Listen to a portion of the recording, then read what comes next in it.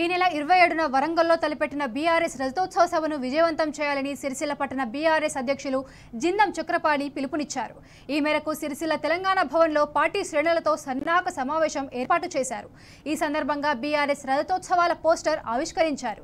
BRS రజతోత్సవ సభకు సిరిసిల్ల నుంచి భారీ సంఖ్యలో పార్టీ నేతలు, కార్యకర్తలు, ప్రజలు తరలివెడతారని చెప్పారు. ఈ సమావేశంలో స్థానిక ప్రజలు, పార్టీ శ్రేణులు పెద్ద ఎత్తున పాల్గొన్నారు. జరగబోయే రజతోత్సవ కార్యక్రమానికి బీఆర్ఎస్ పార్టీ వర్కింగ్ ప్రెసిడెంట్ సూచనల మేరకు ఈరోజు బీఆర్ఎస్ పార్టీ కుటుంబ సభ్యులం అందరం కలిసి ఈరోజు బీఆర్ఎస్ పార్టీ ఆఫీసులో మీటింగ్ ఏర్పాటు చేసుకోవడం జరిగింది.